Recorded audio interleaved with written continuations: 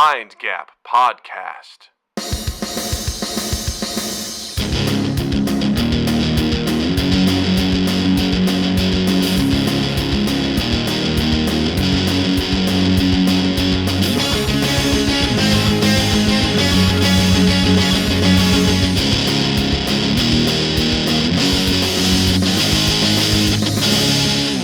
Hey everybody, welcome to Mind Gap Podcast. I'm Doug.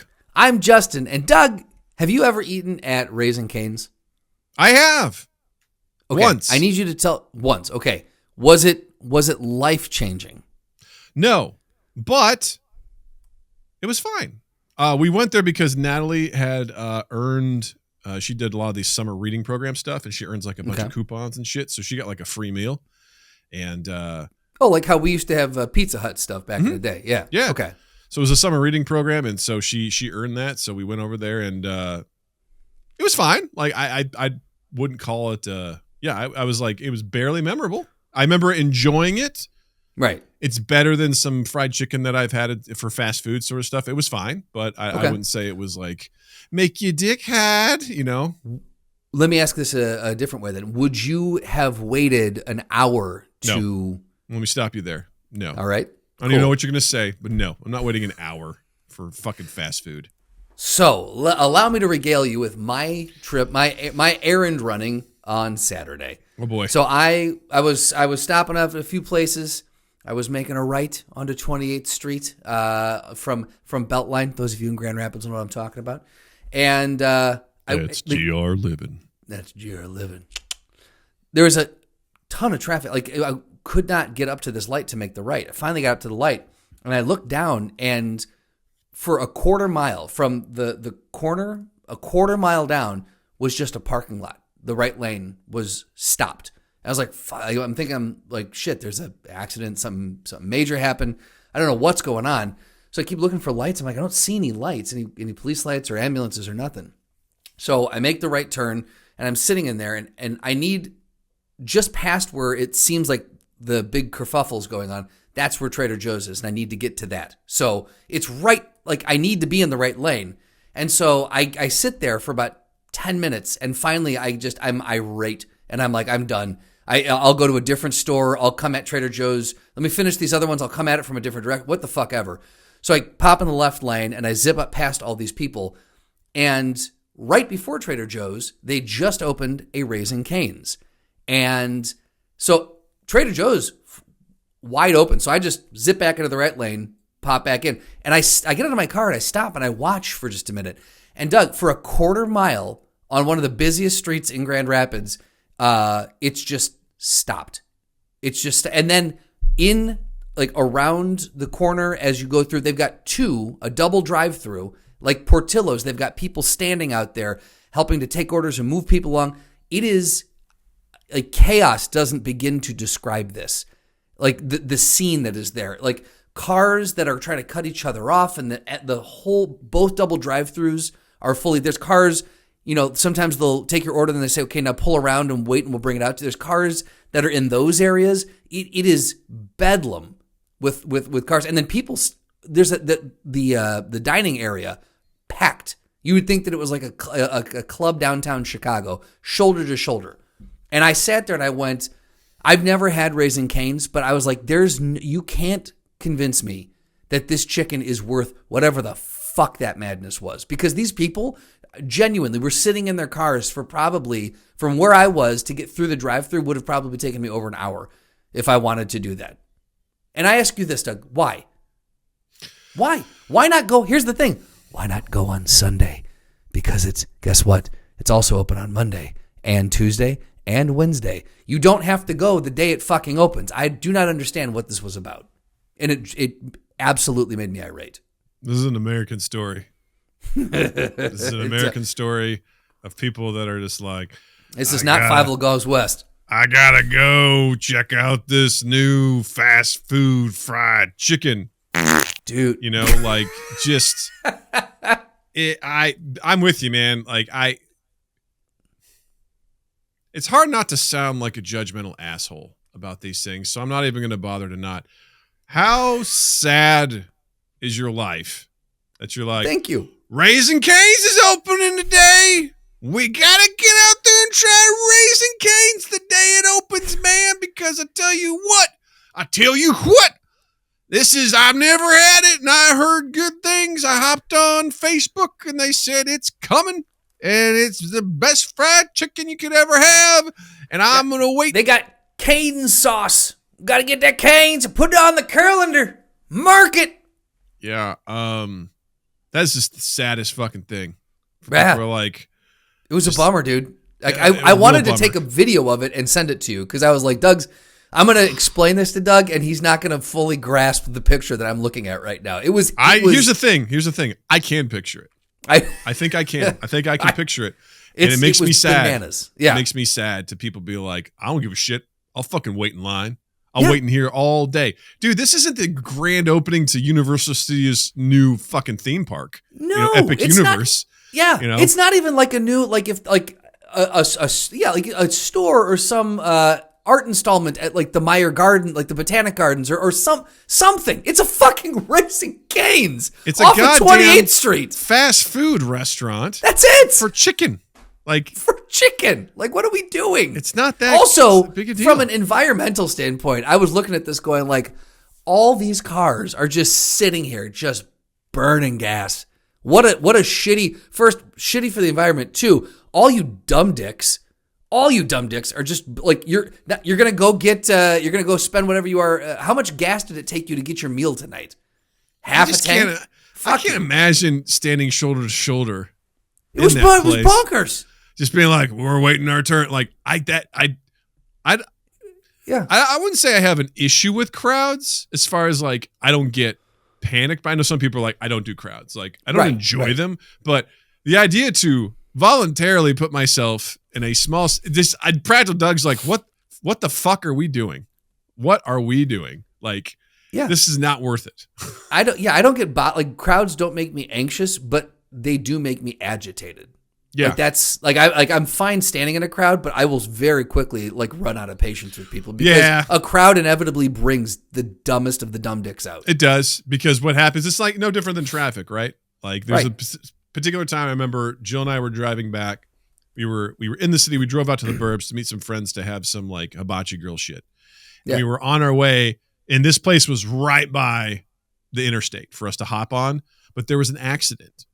So it was like just wasn't moving. And we didn't have to go that far, and it sucked. Right. But all of a sudden, people started driving on the shoulder. One guy goes on the shoulder and just starts zipping past everybody. Love and it. then another person does it, and then Jill finally just pulled out like, and stopped. Yep. And the guy was stuck there, and I could tell he was pissed. And I was just like, we all are pissed. Mm-hmm. We all want to go home. This is not the way to do that. No. This is fucking dangerous. This is incredibly dangerous for you to do that. Wait your fucking turn, and we'll all get out of here in due time. It sucks. Yeah. I know. Right. But we're all gonna be here together. So fucking deal with it. So think about this as a bonding moment for all of us, sir. Yeah, it We're sucks. all in this together. And then what's worse is like if you're like there. But see, that was an accident. That was not. These people were willfully causing this. Backup. Agreed. Yeah, that's the thing where I'm like, listen again, nothing against Raising Cane's. I think I'm sure it's fine. Again, they're like better than your KFCs, in my opinion. You know, Sure. It's a step above, but it's fucking fast food, man. Relax, you fucking fatties.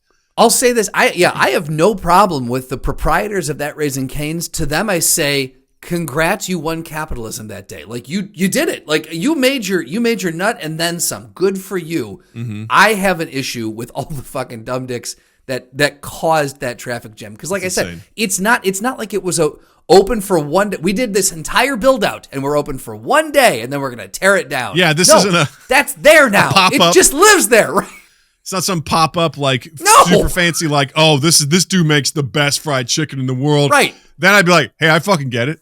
You know? Right. Oh, Charlie Trotter came out of retirement. Came out of death. I think he's dead. Charlie Trotter's back. Yeah, and he's doing one time only pop up. Art Smith showed up in Grand Rapids to do some of his fried chicken. I'd be like, I fucking get that. Like that makes sense. You know? I understand that. You know? Yeah. So fucking Kid Rock's in town, man, playing acoustic set of Ba Wada Ba. I get it. You know, an acoustic set. He would play at a Raising Cane's. He would. You know, I fucking get it. You know, because that's GR living. Because that's GR living. You dumb dicks. You know what I'm saying? Yeah. So, well, anyway, needless to say, at some point I will need to find a down period and go try it because I need to know what the fuck. I'm going to be disappointed because there's no way it's going to. You don't need to know anything about it, Justin. It's fine. It's fine. Yeah. It's better than most, you know, fast food, but it's still fast food. So it's still fast food. Yeah. Yeah. I could go on for hours saying the same fucking thing. Jesus Christ. I was so angry that night. I feel it. I've absorbed it, and I'm for whatever reason, you're putting the coal in that fucking machine. The hate coal is going in there. The hate coal. And the furnace is burning. It's burning hot. It's burning hot. God damn it. In other news on my end, Natalie sent me her first GIF today, which was amazing. Really? Yeah, she was. Oh, this is a big. She's been having some big moment. Dark jokes, first GIFs. I'm into this. All right. We on Mondays she gets out earlier for like an hour earlier, so I had to go pick her up today. Usually she goes to after school care, but it's a short week, and we're like whatever. So I went and picked her up, and I was like, hey, I still have a bunch of work I got to do, so you know what you have to do, whatever. So she was doing her homework, and she just all of a sudden I get a text, and she's like, Dad, what does equivalent mean? And I was like, we've been through this. Yeah. You know, like we've discussed what this is. So I go, what do you think it means? And she texts back. She's like, when the numerator and the denominator are different. I go, no, not quite. I was like, imagine that we are here and we're going to go visit your friends, you know, at their houses. And if I told you that their houses are an equivalent distance away from us, what do you think that means? She goes, one's different than the other. And I was like, equivalent means the same. So I tried. It means they're equal. She goes, oh, I'm sorry. I don't always, I have a hard time remembering what equivalent means. I go, I think of it this way, equal, equivalent. I go, they sound very similar. Kind of in the name. Yeah, exactly. And she's like, oh, cool. She goes, thanks, Dad. I'm like, oh, you're welcome, kiddo.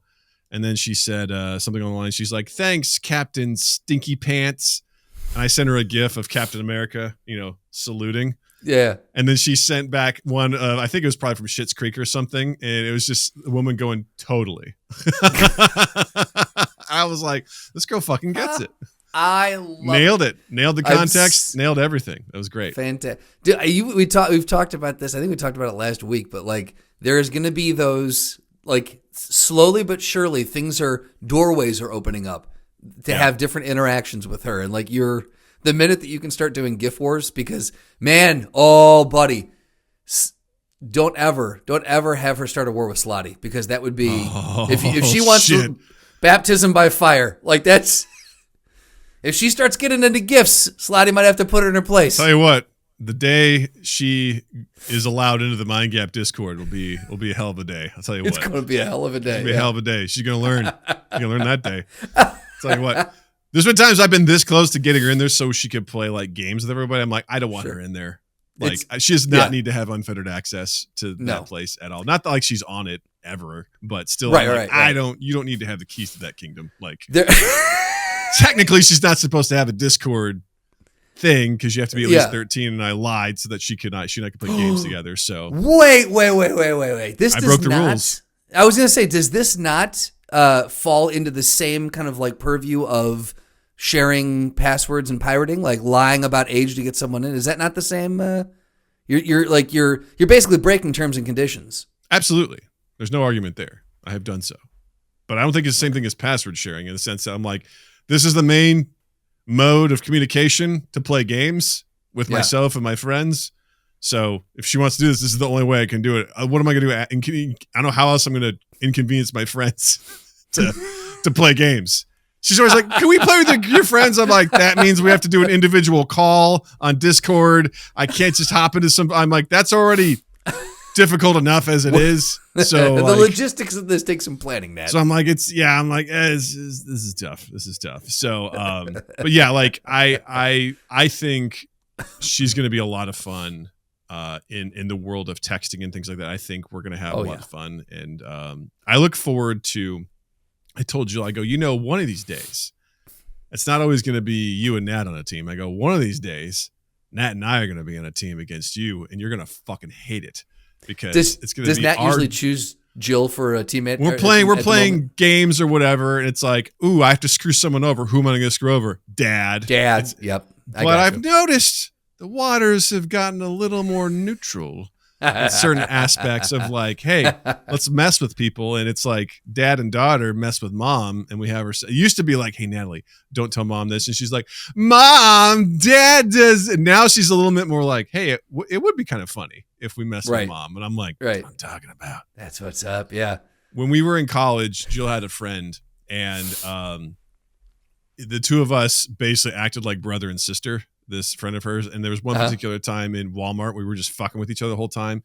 And there's one particular time Jill's trying to shop, and we're just constantly, and I pulled out this 3-foot thing of like summer sausage, and I just like Nancy Kerrigan her like in the back of the leg. And just like, I was having like a summer sausage fight with her, and she turned around, she's like, Jesus Christ, you guys are like siblings, and I fucking hate it. And we were driving her nuts, and I go, it's going to be a summer sausage. It's all over, except it's going to be your daughter and your husband. They're going to be doing it to you nonstop. She remembered all it the time. And she's like, oh, that story gets told all the time. Like, it's forever ingrained in our memories. But I'm just like, she can start to see it as like Natalie and I start like, improvising and playing with each other. She's like, oh, fuck. Like, well, I was also going to say the sarcasm is strong with that little one. So like, and it's only going to grow. Yeah. Like once she starts refining and honing the skills, she's going to be formidable. She goes for the easy jokes right now because she's 9. So, but occasionally. But the fact that she's going for the jokes, right? That says something. Like the instinct is there. It just has to be refined. There's a playfulness to her that I absolutely just cling on to and just feed as much as I can. Where I'm like, I love it. Let's keep going. Like just the other day, Jill was saying how she had a coworker who had a daughter who was also 9, and she goes, I forget her name. Her name starts with A, and I was just like, Amy. And then Natalie goes like, Audrey. And Jill goes, I don't know. She immediately she picked up on it. I go, Andrea. And then Natalie's like, and Andy. And then Jill's like, I don't know. And then for the rest of the morning, eventually Jill got in, and we just started saying A names that were for typically female. Yeah. For the next 10 minutes, as they were walking out the door, we were still shouting names to each other. It turned into a bit, and we just forgot why we started doing it, and we're just saying A names. And it was just back and forth, just constantly. Who can get the next one? Who can get the next one? Oh, and fuck, it was. Man, I was just amazing. Like, and by the end of it, like they were literally out the door. And they closed the door. I popped open. I go, I said something like, Abilene. And they're like, we already said it. And I was like, fuck. And I closed the door. Oh man, it's starting. This is gonna be a beautiful period coming up. The thing I hope is that as she grows up and turns into an adult, like this stays, and that we will always have this relationship where we'll be fucking around with each other like that. Because to me, once we hit that friend stage, where like I'll always be her dad, but we'll become peers. That's where the magic is. Oh my God. I can't wait. I can't wait. Like I'm not trying to rush it, but I'm just like, once we lock in to once we sync up, holy shit, we're going to have I can only imagine the bullshit we're going to be saying to each other on the phone, via text, whatever, like the nonsense we're going to get into, the jokes and stuff we're going to have. Yeah. Oh my God. I'm going to be like, this is what it's all about right here. This is what all the annoying things are. All you pay your dues so that your daughter can give you the darkest joke that you've ever heard from a 9-year-old. And then you laugh your ass off. You're like, let's fucking go. I love it. As I was going back and uploading and getting everything written up for the thing, I had to go back to that section last week and listen to it again because it made me laugh so much. I love it. Your real-time response, I was like, that's exactly how Jill responded. I forgot to tell Beth that joke. I want to tell her and just watch the horror spread over her face. Like, what? Yeah. Oh, you know what? No, I won't tell her. I'll have Natalie tell her at New Year's. Yes. Now we're talking. Yeah, there you go. Have her play. And just watch Beth go. Because she'll play Mary Had a Little Lamb, and then she goes, you want to hear my version? Yes! We got a plan.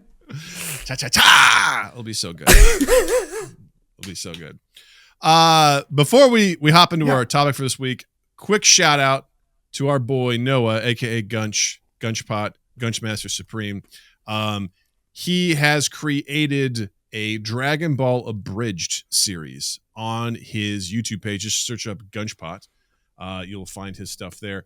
If you're not familiar with what abridged stuff is, essentially people take clips from old cartoons and things like that, and they redub it and they edit it together to tell their own story. Usually it's comedic, and that's exactly what this is. And Noah has taken this old Dragon Ball show, and he released his first episode last week. And full disclosure, I feel like I have to be like, just so you know, this company is invested 5% in our company. So just full disclosure, I do have a small voice part in the episode, but it's just called, Dragon Ball Abridged. It's like episode 1. It's fucking fantastic. Like, I don't know shit about Dragon Ball. And Noah was like, hey, man, I said he was doing some voice casting. I'm like, I'll throw my lot into that. He was like, sure. He gave me lines out of context. No fucking clue what they mean. I have no idea what the context is of the scene that I'm doing. I have no idea what any of these characters are. I've heard the name Goku. I've heard the name Vegeta and so these things, but I don't know anything about it. And I was like, whatever, I'll do it. I had fun. And then I watched the episode. I'm like, this is fucking hilarious. Like, this is amazing. This is great. We got a bunch of amateur voice actors who are doing this stuff and having a good time. And we're just getting started. Noah did a fantastic job editing this. He wrote his own music for it and sang in there. It's fucking incredible. I was blown away to see it all come together, and there's more episodes on the way. So fucking check it out. As someone who did not have a part in it, I can say completely unbiasedly, everything Doug just said is true. Like, I have no skin in the game, and I watch this as someone who knows nothing about Dragon Ball Z, whatever. I incorrectly said, I love your Dragon Ball Z show. And I'm like, I don't think it is. It's what comes before. See, I don't even know what to call it. All I know it was entertaining. And so I seriously, go check it out. Because Doug and I were talking, like you and I were talking, like the average viewer of this probably won't realize what went into this, because Noah did this. Hard stop. Mm-hmm. It's not like a production company did it and he had like resources and this and that. Like he wrote it, because it's not an actual, like, the story. Like, he wrote the episode. Mm-hmm. He, cast everybody. He vetted them and went through the whole process. He wrote the music, recorded the music. He recorded himself and everyone else, edited everything together, went through an existing show, chose which clips to use, strung those clips together in a cohesive story way, added his own VFX into those clips,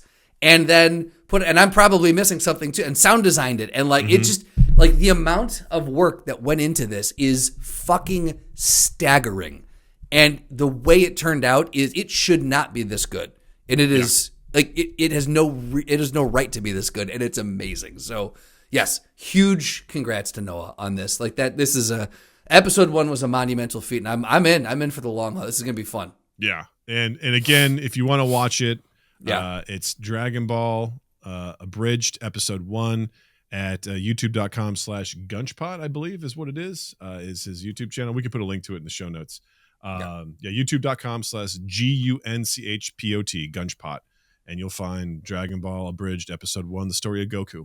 Highly recommend it. It's fucking dope as hell. So it is, yeah. And if you go there, like it and leave a comment, help him. He's gotten 10,000 views on it so far, and that's insane. of comments, and it's getting some good stuff. It's getting what it deserves. So liking and commenting, engaging with a post, if you don't know, is what helps the algorithm recommend it, and it bubbles it up to the top, and it can start to hit people's that recommended page, that for you page, that list. So yeah, if you can just engage in it some way, shape, or form, like that would be a huge help for him. Speaking of, youtube.com/mindgap podcast. Us too. Like, subscribe, leave a comment. It'd mean a lot to us. It's free. Yes. Doesn't cost you a goddamn thing, and we'd appreciate it. If you want to spend money, you can Patreon us. You can hit the Patreon. Join our Discord, link in the description for that. Be a part of the community. Learn about what's going on with that sort of shit. So we'd appreciate it. If you do the $10,000 a month tier, I will make my own abridged series. It will. Of what? If you could do your own abridged series, Justin. That's a good question. If I could do my own abridged series, it'd be from Friends, wouldn't it? It would probably be from Friends. Yeah. Yeah. You know that one enough. I do. That would Friends or Parks and Rec, one of the two. There you go. Yeah. That'd be good. Real quick, I just have to say, because I was like, Parks and Rec is it seems pretty recent, because Dragon Ball Abridged is great because Dragon Ball is old. Like it's just an old cartoon. Yeah. I saw the teaser trailer for the live action Moana, and I just had to ask, why are we doing this? Well, remember we talked about this when they announced it. Even when they announced it, I was like, it's too soon. It's when it releases, it will not be 10 years old yet. When it releases, it will be 9 years old. Moana came out in 2016. That's what I'm saying. Yeah, you're right. So it won't have, I think the release date is before the release date in 2016 of when Moana came out. So it won't even be 10 years old when this releases. And someone was like, an IP needs to be able to drink before it's able to be remade. Like 20 plus years, but like what? Like also, I'm sorry. Can we just take a minute? I don't want to bash, and I'm hoping that maybe the rendering wasn't done, but this looked less live action than it did. This looked more animation than it did live action. I was gonna say, like, what the fuck? Like, this was I haven't seen the live action How to Train Your Dragon. I've heard great things about it. I've heard it's what Disney movies should be that are live action. Sure. I couldn't even get Natalie to watch it, and Natalie likes How to Train Your Dragon. How to Train Your Dragon, yeah. So I was like, one of these days I'll check it out. But like, that was my issue watching the trailer for that was I'm like, Toothless looks exactly like he does in the original. Right. I was like, I don't get it. Like, this seems pointless to me. And when I watched this Moana teaser, I was like, why are we doing this? Like, everything is still CG. Like, what's the fucking point? It cost $200 million is the estimated budget for this movie. And for $200 million, like, it's so, I think the problem I'm getting with a lot of these is the images are so hyper processed. Yeah. Everything is over processed, over saturated. And it looked like the actress looks fake. Like she looks AI almost or something. There's this uncanny valley look to her. Yeah. And I was like, I think the image has just been been processed so heavily. Hey, looks like shit. The chicken. I'm like, oh man. I just, again, like everything. And I want to like, I don't want to shit on anything. And I'm not, look, maybe it's going to end up being a great remake and we'll eat our hats. I don't know. But like, I think we don't need it this early. And for $200 million, man, come on. Did you even film on the water? Like, well, I'm sure they did. That's why James Cameron built a fucking tank for Titanic and had a life-size fucking ship in the fucking thing. Like, you couldn't, I don't know. I was like, say what you want about the Avatar movies and their story, but Jesus Christ, they look fucking phenomenal. You know what I mean? I'm equally worried about Stranger Things because when they released the first 5 minutes of footage, it looked like, I'm like, this is student film level CG. I was like, what are we doing with this? This is insane. The amount of like press and budget they've put behind this, and this big, the last episode's going to have a theatrical release. It's like, I think they need to fucking relax. It's huge what they're doing. And I'm like, that's the look. And I jumped into the comments immediately and everyone was like, please tell me that this was like a previs or like this wasn't done rendering. This is alpha version, right? This is an alpha, like this is like a 1.0 version. Like this is what they sent to QA before they sent it back. Right. And so we need these changes made. Please tell me that's it. Yeah. I don't know, man. It's like, I just think a lot of, we could derail this entire episode onto this, but maybe we need to dedicate another episode. We need to bring someone like Noah in and talk about this because the animation CG, the way filmmaking is going right now, it's bumming me out hard. I have a phenomenal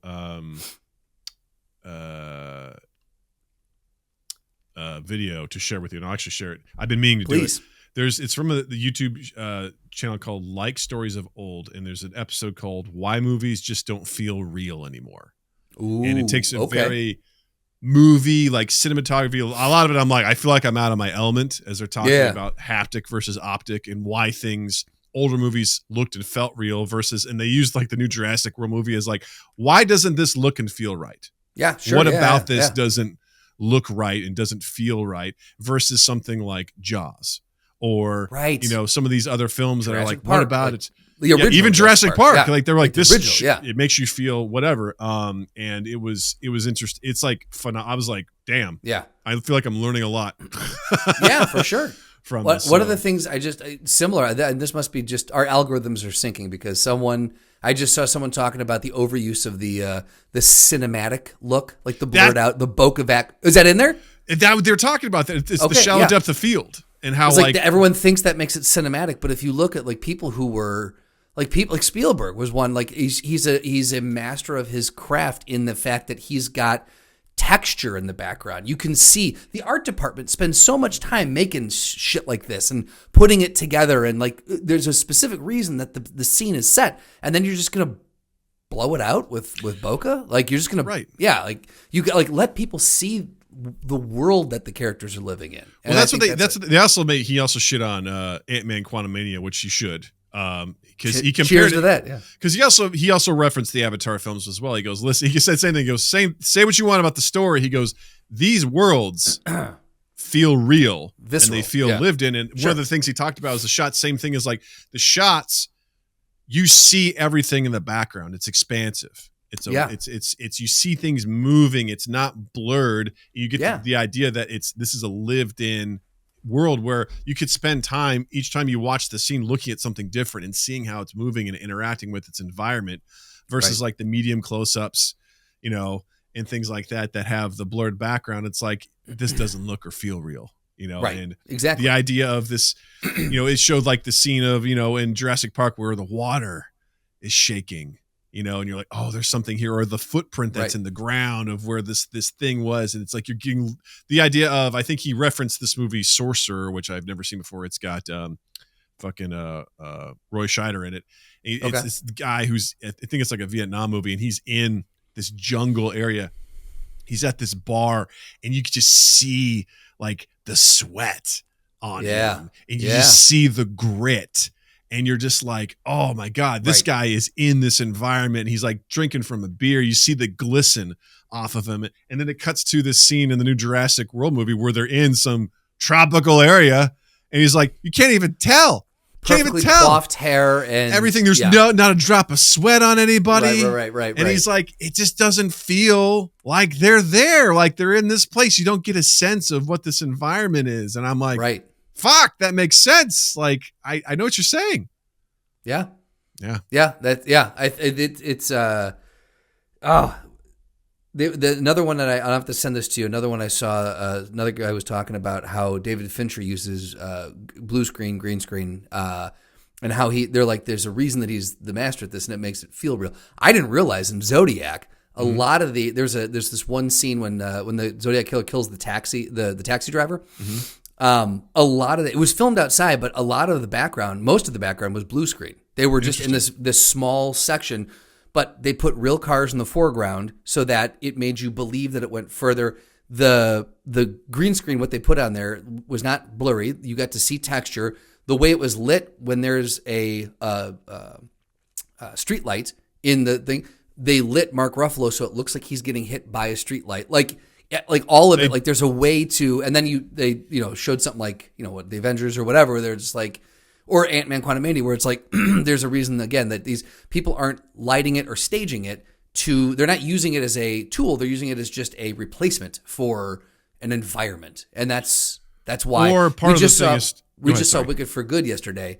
And another thing, like, the thing they talked about in the first one and this one too, John Chu made sure that as much of the sets were built as could possibly be built because he wanted the actors to be in this grandiose Oz world. And the actors have all said, like, it was a treat to go to set because we were in fucking Oz, and it was that's something so else easy you to don't get realize how big of a deal that is for an actor. I think I've mentioned this before, but like in The Hobbit, Ian McKellen like broke down like at one point because there was so much green screen. Sure. Like there was a still of him sitting at like, a Hobbit table, and it's like it's just all green. Yeah. And he's just sitting there being like, and of course the fantastic one you showed of Natalie Portman from episode 2 of Star Wars, where she's like, I forgot about that one. Yeah.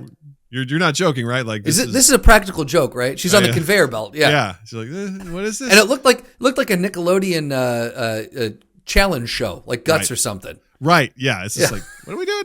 But in the same video, why movies just don't feel real anymore, he references another YouTuber who was talking about how like most of the time they don't commit like production, they don't commit to a shot. They're like, well, we want to have the flexibility to change this. So they film it loosely so that they can change the background or do everything like that. And because they don't commit to something, like it doesn't. And I think there's something to be said to having that realistic element to it. 100%. Yeah. There's a reason why, like, Nolan, that guy is like, what's the closest thing I can set off that'll be like a nuke? So we can get that on the film for Oppenheimer. Right. You know what I mean? Like, because it's like he's doing Oppenheimer. I'm like, well, this guy's going to set off a nuke because he's like, well, I mean, we got to do it, right? We got to see the cloud, right? Because the famous, so many shots like in The Dark Knight where he literally flips over a fucking semi on the streets of Chicago, and films that. And I would argue that is, you feel it in the movie. It's visceral. You're just like, feels real. Fuck. And the way it's shot, like you can see the scale of this thing coming over ass over head on you. It's amazing. Yeah, all the things that they do to just make it seem like, holy shit, this is real. This place feels lived in, feels whatever. Like it's super impressive when people can pull that off. And and I'm all for there's certain things where it's like, I don't know, like Dune has that same feeling too, right? Absolutely, yeah. And look, there's a lot of special effects on there, but they created a visceral feel. Right. Like there's literally a point where fucking, I forget his name, the character's name, but he's like putting his hand in the sand, feeling it. It's giving you as a viewer that feeling of the texture of him, like putting his hand in the sand and feeling it. And it just, I don't know, there's just so many elements where you're like, wow, I feel like this is existing. And I understand there's some challenges with some of this stuff, but again, I go back to Avatar. All that shit's fake. All that shit. I know that's real. Right. But especially the second one where I'm watching, I'm like, God damn, what did it take to make this fucking movie? Like he has Cameron built out a whole goddamn environment with an ecosystem with these different fucking fishes and shit like that swimming around underwater. Like there's this great shot where this guy shows it where people are walking. He goes, and you see people living and existing in this environment. They're not important to the story. Blink and you'll miss it, but you see people existing. Like this is their home. They're living here and everything about it feels real. And even for, again, I have my issues with those movies. Natalie loves them and she wants to go see the next one when it comes out. I'm like, perfect. Okay, we can. I think we went to go see A Way of Water when it came out. I'm like, fuck it, whatever. I'll spend some time with you. I'll go to the movies with you. For that, I'll do it. I was like, I'm not going for Dog Man. I won't do it for that. But like, for that, I'm like, fuck it. Let's go. Let's hang out. Let's have some fun. Yeah. But those environments, they feel real. They feel lived in. You're like, oh shit. Like this is super fucking impressive, for what they've built. And then you look at Transformers and you're like, God damn, Michael, come on. But watch this. Kaboom! Oh, okay. No, that's cool. That's pretty fun. Isn't that cool? Yeah. It's like Nolan did it better. Which I would also argue that's why, back to the point that I always make about bringing back the low to mid tier movie budgets. When you get too much money, it becomes too easy to fall into the special effects. Like if you tell a simple story well, it can have such a profound impact. It can have such a profound impact. Like we were talking the other day, a buddy of mine and I up here, we were talking about, he's like, best rom-com. And I was like, ooh, good one. I said, for me, without question, When Harry Met Sally.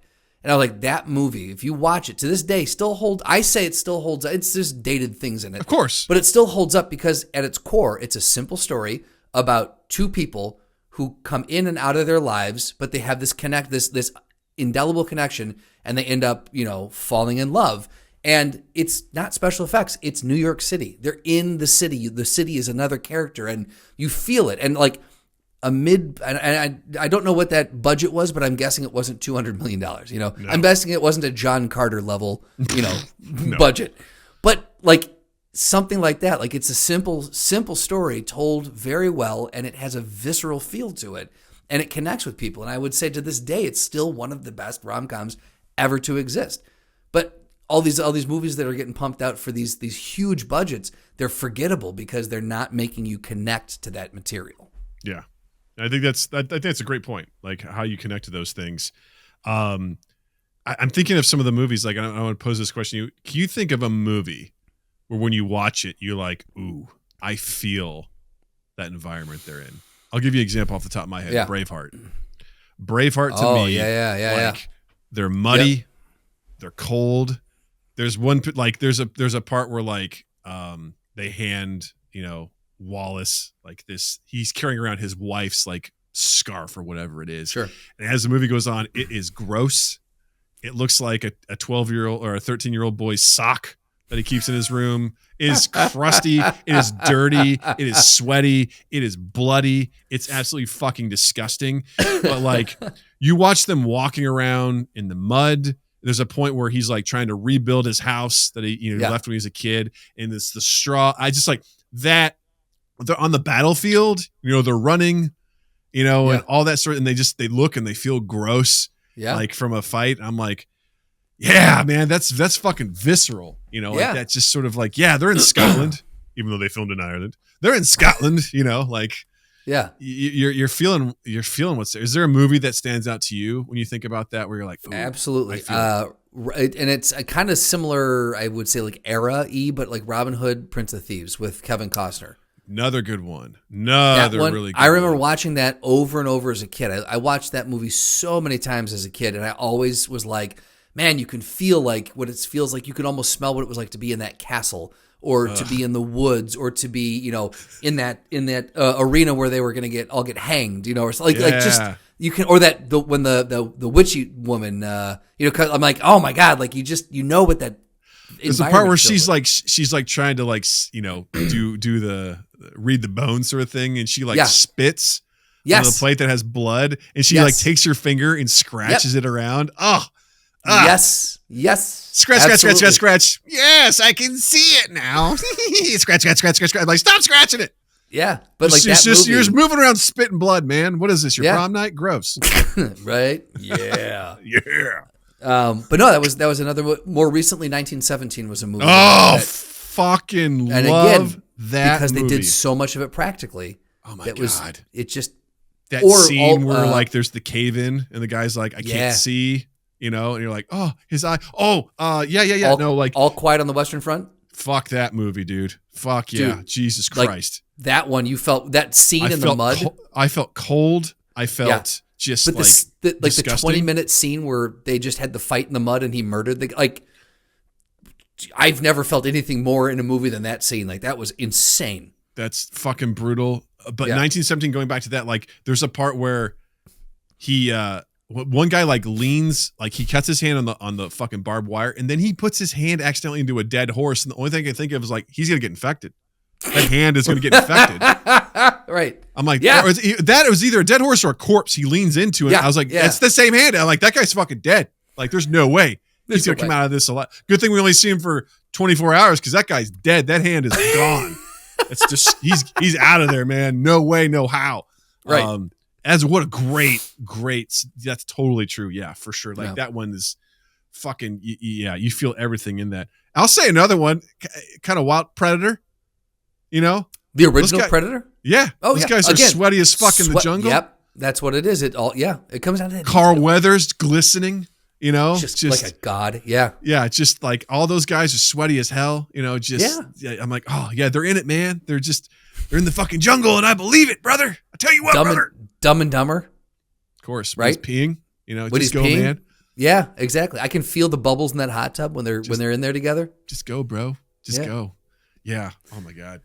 Oh, it's so funny. But at the same time, like you realize, I remember, like it was my parents when I was younger. They were just being like, you can tell these movies are bullshit because all these people have nice teeth, even for the time period they're in. Dude, did they say that? They're like, look at their beautiful white teeth. I don't believe for a second that they're living in squalor, like not a day, no way, no how. These guys have perfect fucking white teeth. There's no way. You see that guy, he may have a beard, but you see how his neck's shaved? Nah. Yeah. Don't think so. So. Oh, there was something I saw. I can't remember what movie it was, but these guys like had really gross teeth. And I was just like, oh yeah, now we're talking like this is what I'm talking about. Like that's gross and I can feel it. Like you're like, oh, these guys are nasty. They got old gross ass teeth. It was like, oh, you know what it was? John Quincy. The miniseries with on HBO. Paul Giamatti, right? Yeah. And like there's times where like these guys like their teeth are going and they acknowledge it. They're like, oh, my teeth. And they just have Deadwood also. Just people with gross ass teeth. Yeah. gross fucking teeth. And you're like, oh. It all comes down to the teeth, man. That's another one too, where it's just like there's Make or break. this one point where these two guys are fighting in the thoroughfare and like they're rolling around in the mud. Another thing too, I looked at that show and I was like, this is just muddy all the time. Like this place is just covered in mud. Like Right. I was like, which kind of makes sense. You know, you don't have gravel, you don't have any sort of thing. It's just like, sure, Is it'll it be raining that often? Well, it's just like when it's dry, sure, but at some point it's gonna snow, it's gonna rain, and it's just like just mud. It's just dirt. That's fair. You know? Yeah. So you see people that are walking, they put planks here and there so people can walk without getting muddy or whatever. Yeah. But I'm just like, yeah, this place has just got to be muddy all the fucking time. It's up in fucking South Dakota, you know, like yeah, in the hills, you know. So yeah, this place is fucking gross, you know. Yeah. There's no well manicured lawns up here. There's no paved thoroughfares. No, and there's a great moment too where there's this woman who's opened up like a high end brothel, and there's these guys that were like building some stuff in there, and he asked for payment. He's like, I'd like to take it out in pussy. She's like, no. You want the money so that you can, you know, buy other things. And she goes, besides, she goes, give him his $2. She goes, besides, and spread the word. The closest thing you're going to get to $2 at this place is just a whiff. Just get a whiff. He goes, can I get one of those for free? She's like, all right, Gladys, give him a whiff. And she like ruffles her dress and he goes like, woo, smells like the ocean. And then he walks out of the room. I was like, I feel like I'm there. You know what I mean? I know. Musty. Yes. Salty. Woo! Smells like the ocean. I wish if we did like pull quotes. I was like, the only reason why I would want to go to TV shows is because I'd pull all of them from Deadwood. And you'd be like, is this your resting state? You'd be like, is this Deadwood? I'm like, is this Deadwood? Yeah. You got it. Bingo. Smells like the ocean. Cocksucker. Deadwood? Deadwood? Yeah. Yeah, there you go. Yeah. Yeah, for sure, man. Well, what I love about this episode is we didn't even come close to doing what we were planning on doing, and that's okay. Because this is what we do, man. These are the moments where we just talk about whatever's on our mind. I guess a quick thing before we sort of head into our game is, you looking forward to Thanksgiving? Yes. He says after a pause, he's like, yes. No, this Thanksgiving is going to be interesting because typically last year we did Thanksgiving here, just the two of us. Usually we'll go down to the Quad Cities because of Beth's new work schedule. She can't do that. So we're going to go back to Chicago to her sister's place. And we've done that before, but this year the extended family also is not going out like they usually do. So there's going to be 15 people, 2 babies or 2 kids under 2. They don't count as people. And 7 dogs in this house. This is going to be fascinating to watch how this works. I'm so excited because I love chaos, and this is going to be chaos incarnate. So I'm very excited. My anxiety is spiked. Right? Just telling me those numbers. And with 7 dogs running around, one of the ways they usually cook 2 turkeys, one in the oven, they deep fry one in the backyard. So this should be very interesting. My yes. God. No, the nice thing is that I adore everyone who's going to be there. So that's if there was tension or trouble, my anxiety would be through the roof. But I like everyone, so this is going to be a good time.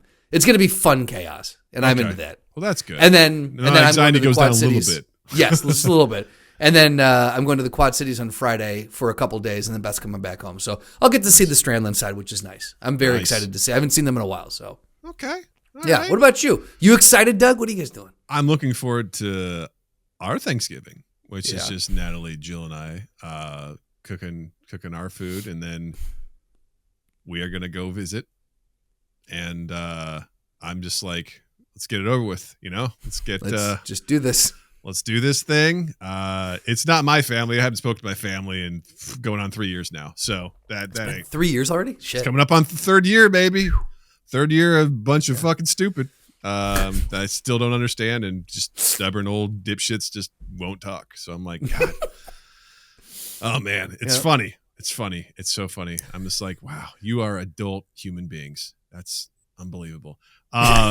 So it's one of those things where, I've never really had to deal with like the whole politics at holidays sorts of things until like the last couple of years. And now I'm just like, I'm sitting there just being like, boy, this knife's edge we're walking on right here. We're wrong thing. Yeah, everyone's just kind of like tiptoeing around it. Everybody knows. And it's just like, it's just one wrong move. And we could just be going like, pack your shit. We're out of here. We're leaving. Yeah. Because I ain't putting up with that. You know what I mean? I'm not putting up with it, and I won't entertain it. And hopefully, probably it'll be uneventful, but I'm like, there's always that chance. There's a non-zero chance. I was going to say, there's a greater than non-zero. Exactly, yeah. I'd put it closer to 20% chance that someone could just fire something off, and someone could be like, hold on a second. It could be diffused or it could be escalated depending on how responses are. So I'm going to be like, someone could say something and then everyone stops and Doug just goes, we're at a crossroads here. Or I just be like, hold on real quick. Are we joking or are we serious? Right. Like, because first of all, not cool to joke about that, but how do you really feel about that? Because you've opened this door now and now we have to walk through it. Because you don't be like, I'm just kidding. I'm like, that's cool. Let's talk about that now. Why did you joke? Why did you think that was funny? And then we're going to walk through it together. Right, we're going to go through this door hand in hand, sucker. Let's go. Yeah, you're going. So we're going to do this, and we're going to figure out, because if you start, we're going to finish. That's how it is.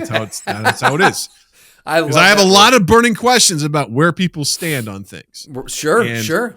And if people are like, hey man, I'm not happy with how things are, I'd be like, cool, we can work with that. If someone's like, I don't see anything that's wrong, I'd be like, I don't know if we can talk anymore. I don't know if we can do that. I might just be like, that's all I needed to know. Jill, let's go. We're going to come up with an animal cry to be like, that's the sound. That means, we got to go. We got to go. Sorry, get the bags. Pack up the shit, grab the dogs. Let's go. We are out of here. So anyway, hopefully everyone else has a great Thanksgiving. Yeah. By the time you're listening to this, you'll have had Thanksgiving. So let us know in the comments. How was your Thanksgiving? By the time this releases, I'll be heading in to the to the zone of danger. Where all might not be quiet on the Western Front. We will find out one way or the other. We will find out. All right, Justin, you ready to do a quick game?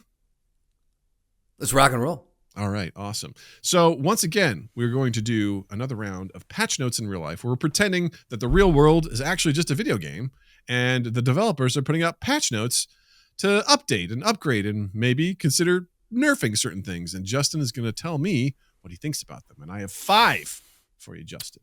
All right, I'm ready. All right, here we go. First one, pots and pans now announce themselves like boxing champions. I'm assuming when you're going to use them. Yeah. Or they're just in the cabinet. You open up and you're like, in the left corner of the cabinet, we have classic, mediocre record, non-stick pan. Let's give it up for him. Here we go. And then in the right corner, living for several generations, taken care of properly, well seasoned, we have cast iron skillet. You know what? I'm into it. Now that I've heard it, I'm into it. Reporting for duty, sir. I don't care if it's eggs. I don't care if it's a steak. I got you covered. No, I'm into that because sometimes I would like to hear what pan. I'll go in there and be like, I could use this pan or I could use this pan, and having them be announced might inspire me one way or the other. So I'd say yes. Yeah, I'd love to hear that. Especially as they talk shit to each other. It becomes like a wrestling promo in there. Yeah, right. You don't want to use non-stick. Bunch of pansy ass. Look here, you think you're all clad as something special, but you're all sad. You think just because the way you're made, you're non-stick? Well, if you get seasoned and taken care of properly, I'm also non-stick, you son of a bitch. What did that Teflon crack? Good night! What, are you going to kill your users? I won't. All right. So next up, blankets emit comforting soundtracks during naps. Yes, I'm into this because a lot of the times I do enjoy putting some music on real low and just kind of like drifting, setting a timer and just drifting off to that. So I like that. If your blanket's playing it, you can control the volume. I'm into that. What music do you if you do put on some music? What do you listen to? on Spotify it was a different name. There's two. One was like Disney lullabies. Oh, lullabies are awesome. Right? And then another one was it was like Ducks fucking? Yeah. Have you ever heard that? With the little corkscrew dicks? Like it's yeah. Yeah.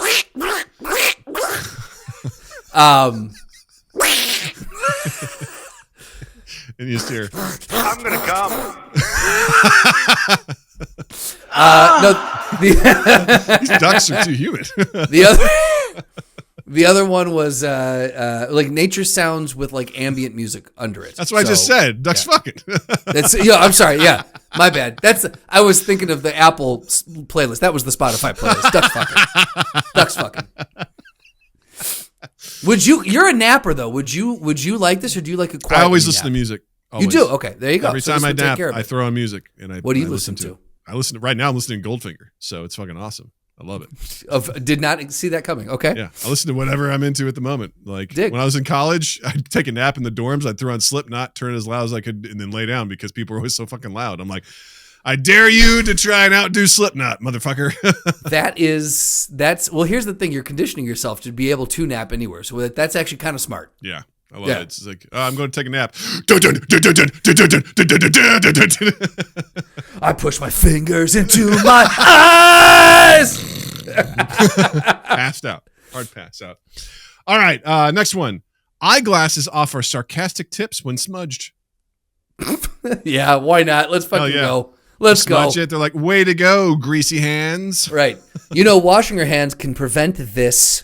Whenever I smudge my glasses, I'm like, fuck. I get so mad. You got to bust out do you just go with the shirt or do you bust out like a proper? I wait until I get home wipe? Because like my shirt will never do it. It will never do it justice. And what I do is I wash it with water and soap.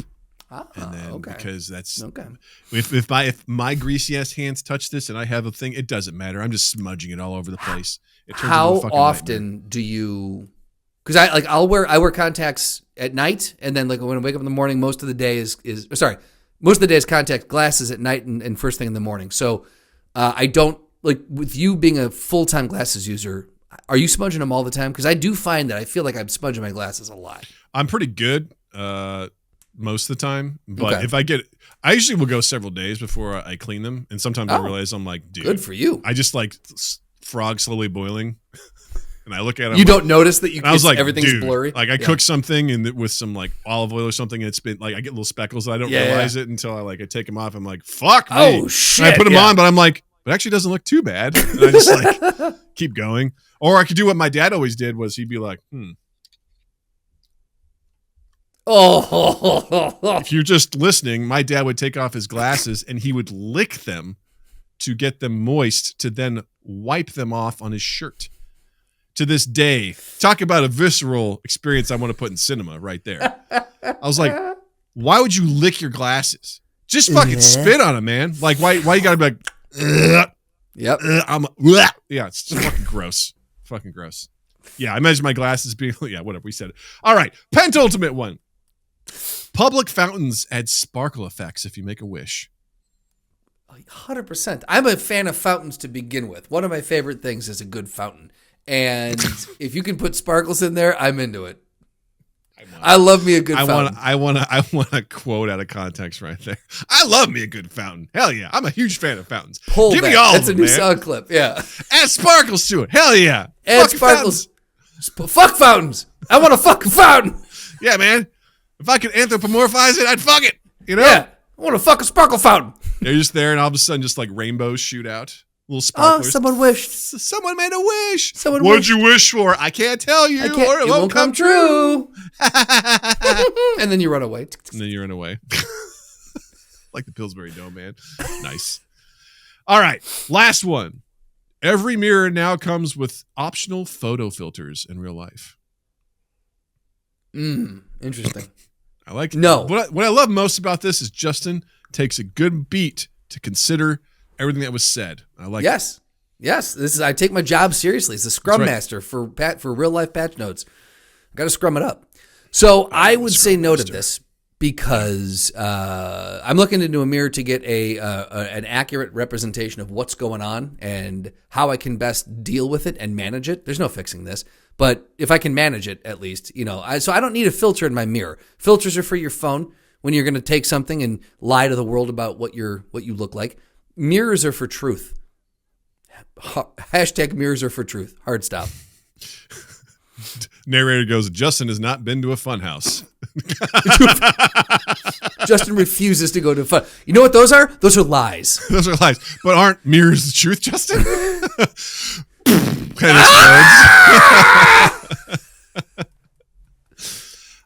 Yeah, I'm with you on this one, man. Like, there's enough lying in the world. We don't need to put fucking photo filters on our goddamn mirrors. Get fucked.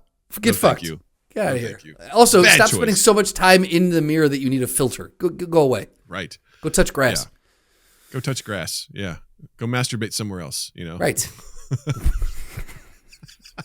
Go lick your glasses somewhere else. Go lick your glasses, you Don't lick that mirror. Look at the mirror. Lick your glasses, Don't lick the mirror. bro. Look at glasses, bro. Awesome. Well, that was fun. True Mind Gap episode right there. We just followed our hearts, and we went there, and it was great. Justin, what do you have to recommend this week? So the aforementioned Wicked for Good. I'm gonna recommend that. It's not for everybody. If you're not into musicals, you're probably not gonna like this. But I've suggested it to Natalie multiple times. She just goes, "No, Dad." But it Which was also a very good. Not mad about either. Yeah, I was gonna say, like you'll bite the bullet for Avatar. You don't have to do it for this one. I personally, after initial viewing, I think the first one is the superior movie by a margin. But this one was what a great wrap up to the story. I thought they nailed it. It was just it was a lot of fun. And again, John M. Chu, fucking visionary, man. He's got a vision, and I can't wait to see what he does next. So so go see Wicked for Good. It's a good time. Nice. I'm going to double down on Dragon Ball Abridged. Nice. Noah's thing. I just want to make sure everyone gives it a shot. Noah put a ton of work into it. And again, you don't have to be a Dragon Ball fan. You don't have to understand shit. He tells his own story using these fucking old clips, and it's super fun. So go check it out. Gunchpot, youtube.com/Gunchpot. It's Dragon Ball Abridged Episode 1, Story of Goku. Enjoy, comment, subscribe, all that stuff. Show him the love. You'd appreciate it.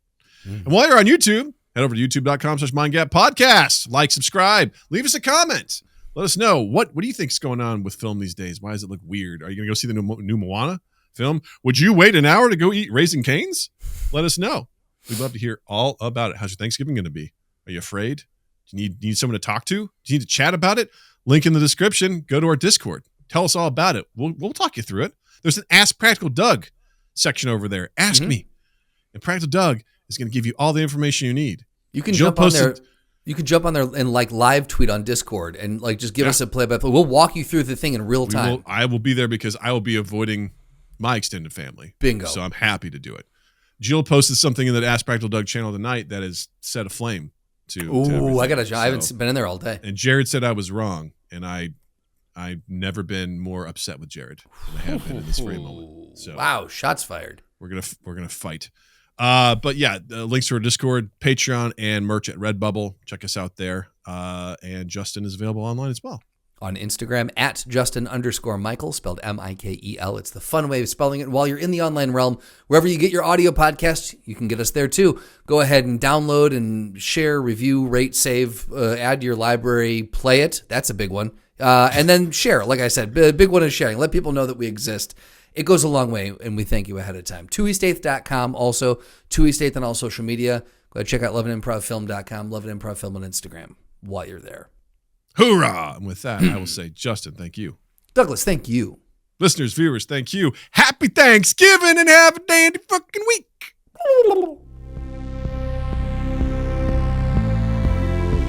Mind Gap Podcast.